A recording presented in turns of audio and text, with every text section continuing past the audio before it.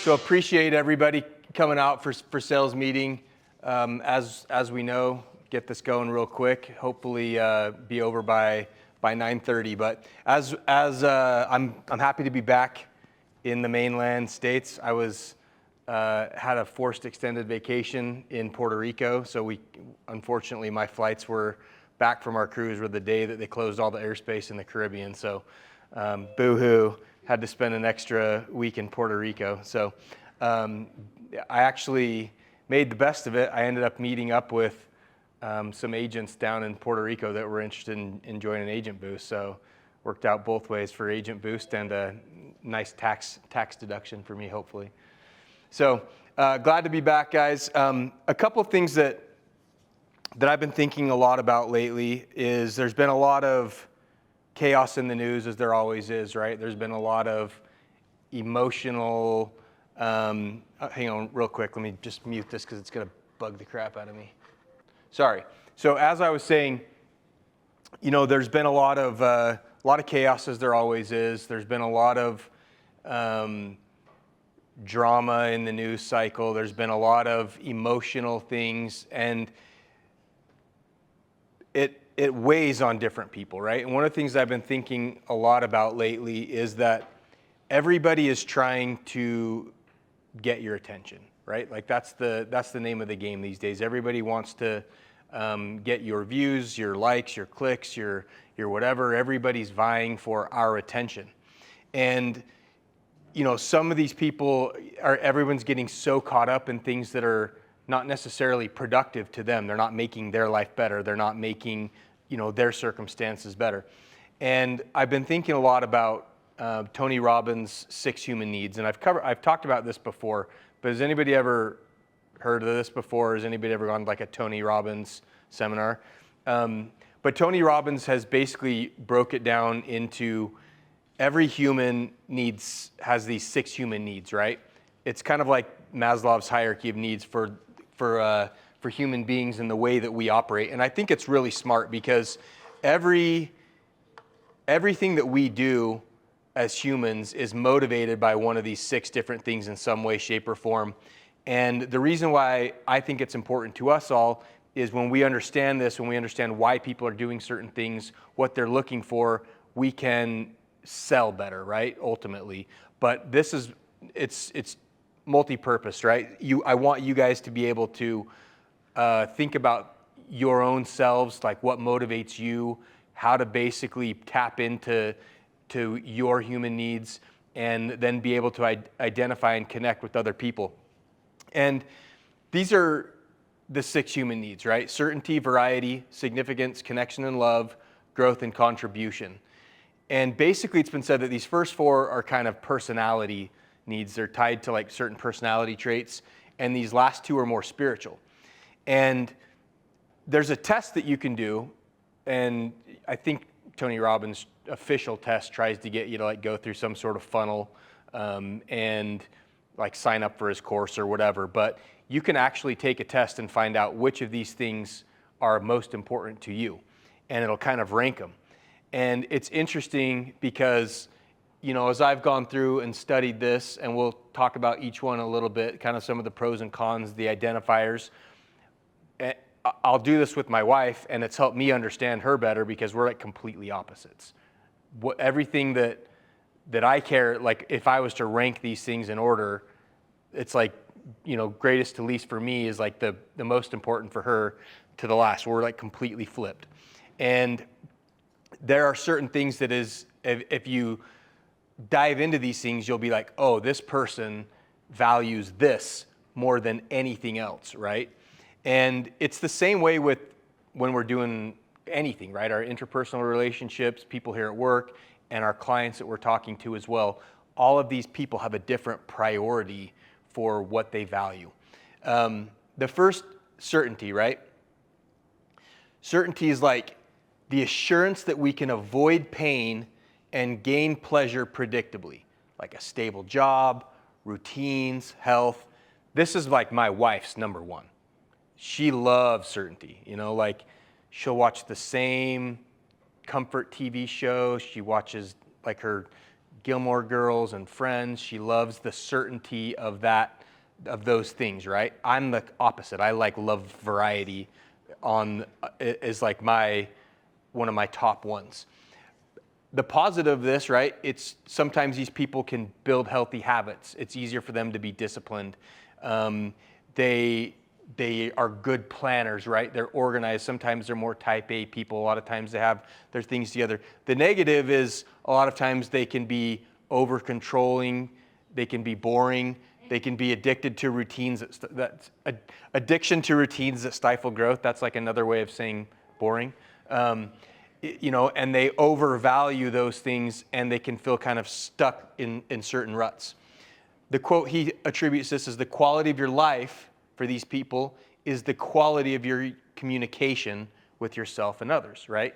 So those that value certainty, that's kind of like a basic personality profile of those. And if we were to take that in a business perspective, there are definitely people, especially seniors, and a lot of times as people get older, they want that certainty more, right? They don't want to risk, this unknown. They'd rather stick with what they know. And there's a tendency to value that more as people age, right? The second, variety. Desire for surprise, challenge, novelty, avoid boredom, travel, new hobbies. Like I said, this one's very high up for me. I love to always be doing new things. Sometimes I wish that I was more laser focused on certain things. I wish that I could be more dedicated or consistent to things, but I don't value that, right? Like I value different experiences and doing different things.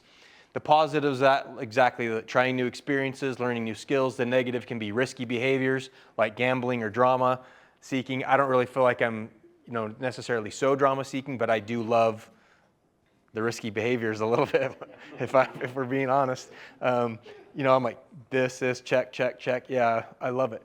So there are other people that this is something that they value, right? It fuels who they are and what they need. Another one is significance, right? Some people love to just feel important. They love to feel significant to others. They love feeling unique, valued, or needed. They value achievements, recognition, things like that. The positives of these a lot of times can be leadership roles, helping people authentically. People really get their value in what they're doing, what they're offering to others. The negatives can be, sometimes they can be attention seeking, seek criticism or materialism, right? There's some of these people that, you see walking in with a new Louis bag or something like that, and you're like, how? I know you can't afford that. Why? But that's what they value, right? They value that significance, and a lot of times they'll attach that significance to material items, buy a car that they can't afford or something those can be negatives to people that seek value through significance, right? Connection or love. And this is a great one. People love feeling unique, valued, or needed, right, by others. They don't necessarily care as much about the achievements and recognition. They get that through the feeling of connection and love. Positive aspects of this are leadership roles, helping others authentically. I think I might have just copied the same thing over, but the negative fulfillment of it is they can be attention-seeking, criticism, or if they're not feeling valued with this connection and love, they'll crave that, right? The inside of this is true significance comes from within, not external validation, right? They just love that feeling of love and connection. Maybe they're kind of behind the scenes. If you look at those personality profile tests, the colors that we all used to do, this is more like a blue, color person, people that value those connection and love. And then the last two are more like spiritual and in nature. I think I double copied. Yeah. So growth. Continuous improvement. This is another one for me, like growth and variety are extremely high on my list when I take this personality test. I love improvement in mind, body, skills, self-reflection, and if I feel stagnant, it leads to unhappiness, right? I always like to feel like I'm growing. And so there's a lot of people whose growth is one of their most important human needs to them, right? And all of us have these needs to some degree, right? They may just be more emphasized or more of a priority for us. And the final one is contribution. These people love giving beyond themselves, people that like volunteering, mentoring. This one's also high for me. But why? It creates lasting fulfillment and legacy for these people. And so there's a little bit of, with the first four and these last two, if you're not really feeling fulfilled in those, it's hard to kind of develop these other two that are more spiritual, the more growth, and the more contribution. So I wanted to kind of cover those because I think it's really important, because you look at the behaviors of basically everybody, you know, whatever they're doing, whether it's the president or some other person out on the streets or some client that you're talking to, everybody is motivated by these human needs, right? There's something in there that they value. And when you can understand what it is that is important to those people, what they're seeking, what they're trying to gain from that, a lot of times you can tap into how to reverse engineer that, right? Like how do you, if you're, you know, for Dave and Chase, the guys that are recruiting agents, talking to agents all day, these different things are going to appeal to different agents, right? Some of them want certainty. Hey, I just want to know that how much am I going to be making if I do this, this, and this? And I'll be honest, if you really love certainty, being an insurance agent's a pretty sucky way to do it. You know, and even when like I go hire or I'm talking to agents a lot of times, and I recognize that, I'm like, dude, you prioritize or value that safety and that certainty way too much for what this industry is. You're not going to be able to make it, you know. And so there's understanding these things will make you better at your jobs, right? A lot of it's probably not too common that we're talking to somebody on the phone or in person, and something that senior really loves is variety. They're like, you know what, but there obviously are, because we've seen people who have tried every plan available under the sun. I can mute everybody. Anyway, hopefully this helps you guys. I wanted to bring it up because when you understand what is important to you, you can also tie what you're doing, your goals, your motivation, the way you help people to others. And there's definitely, you know, I look at our staff here, our leadership here at Agent Boost, and I can basically tell you which of these things is important to those people, and I could probably take their own test for them and kind of rank these things in order of importance for what they are. And so spend some time on that. I think it'll help you all have some insights to yourself, what drives you and others as well. I don't have a ton of stuff. Somehow I doubled up on some of these slides. You can tell, rushed this morning getting ready. I don't have a ton of new updates for this week, but I kind of wanted to like answer some questions as well. But I did want to go over a couple things first. If you've heard, there's probably, I'm telling a lot of you this. I know a lot of you don't sell med sups or very limited med sups, but Cigna's having quite the log jam this year. Brian, I don't know if you want to speak to that. Other than they took in 35,000 apps that they're sitting on. And a lot of them were from new writers or first-time writers, and they do just-in-time appointment. So there's literally tens of thousands of people out there in the marketplace who have yet to have their subs processed. So it's, as we've talked over the past couple of years, there's chaos everywhere. The med sup space is not immune, just like MA. Humana, I know I've heard that people are complaining about hold times. As well, if you're calling in for customer service, that's pretty common for all the carriers this time of year. Also, for those of you who get direct paid from Humana, you probably noticed that they were delayed on paying their commissions from when they said they were. That was not anything to do with Agent Boost. It was a Humana file delay. They sent out the wrong ETF, and lost in the mail, whatever, dog ate my homework, whatever it is. One of Dan and I's main principles of the business is don't mess with people's money, because when agents don't get paid what they think they should get paid, when they should get paid it, that's the number one recipe for disaster. So don't mess with people's money. I talked about this last week. A lot of the call centers kind of struggling and collapsing, and it's pretty common knowledge now that Humana is not processing these agent appointments. The industry is pretty much aware of that now, and there's been a lot of consternation about that. I do have a pretty good idea of when they'll open that up that I could tell anybody offline if they would like. And then one other thing that I wanted to really go through, we didn't talk, as we have this up, I go over this every week, but we don't want the sales raptors. We've talked about that ad nauseum.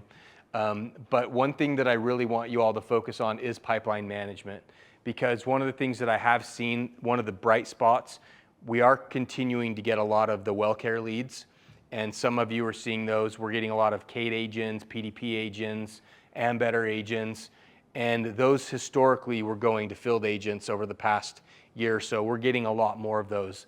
And the agents that are doing a good job of pipelining those for turning 65, they're doing a lot better, and they're making a lot more money consistently. And so do all of you, just show of hands in here, do you all know how to really effectively pipeline turning 65s? You feel confident? Yes, you all do? Okay. For those of you who may not, make sure that your sales leader, your team lead, your supervisor, another agent can help you with using Rocket CRM to pipeline this. This screenshot may be a little bit old, but make sure you are pipelining this. I'm always dumbfounded with how many agents don't track or pipeline their business, and they just want to hunt, find something fresh every single day. That's not how this industry is. It's not how it should be. It's not ever how it was designed. Make sure you are building an evergreen lead source. You are tracking and building leads that you need to be following up, because you're going to come across people every single day that you're not going to be able to help today, that you're going to need to help at some point in the future. And so just a quick reminder, let's see, thought I had a slide in here. Yeah, jump this ahead. When you talk to these people that are turning 65, explain to them that you can help them go through that complicated process, right? As we just, connecting this to what we just talked about, you can tie this confusion and this consternation that these seniors are going through when they're turning 65. Let me ask you this. Who's great at Medicare and knows the process really well when they're aging in? Nobody.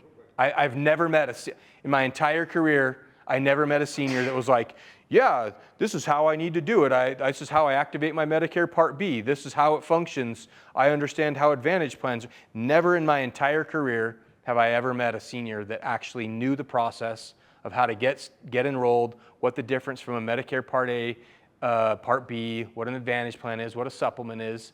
And so they all want that certainty, right? They all want that human emotion certainty. And if you can explain to them that you can help them go through that complicated process, you're going to already connect with them right there, and they're going to trust you. And either then or in the future, you're going to be able to get them as a client, right? Help them getting onto Medicare, activating their Part B, walk them through how that works, get a general idea of their situation, what's their Part B status, of course, that's critical. What month are they going to be eligible? They should all be within a range of 3 to 4 months. Sometimes you're going to run across people who are going to be retiring months on out or years on out.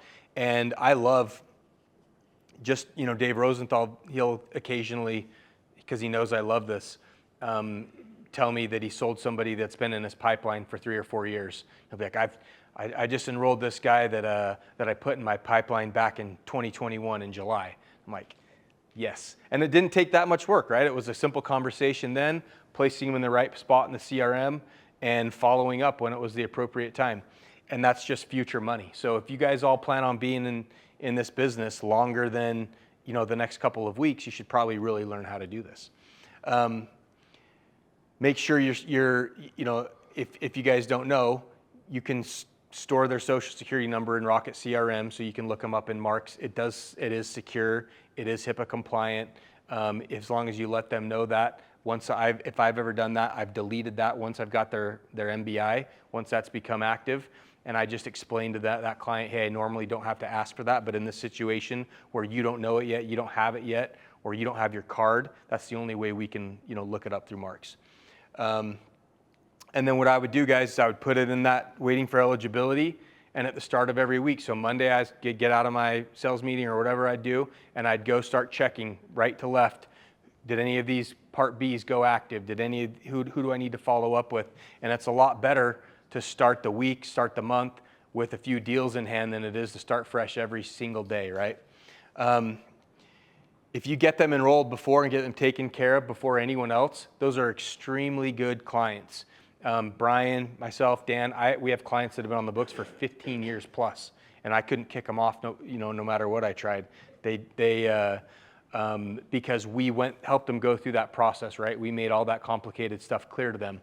So make sure you're good, not just for T65s, but for every legitimate follow-up. Pipeline your business. The agents that really do well, that write good numbers consistently, are really good at managing their pipelines, okay? Again, guys, reminder, we're still bringing on new agents like always. $500 referral bonus if you refer that agent to Agent Boost and they become active, meaning they produce any 15 types of policies, okay? I will have an update. I know I said this last week, but I got some numbers and they looked a little funny to me, so I wanted to just verify with Charisse as I've been out of office. But the qualification period ends end of February, and so we have a pretty good idea of where everything's landing there. So I will send that out in Slack around noon, okay? Any questions? I said, I wanted to take some questions about like maybe changes, chaos in the industry, concerns that you guys have, comments. Anybody online as well? Everyone's shy. Okay. Feel free to Slack me. Really appreciate all your time and attention for you guys being here. Excited to start another year. I can't believe we're already second week of January. So thanks, guys.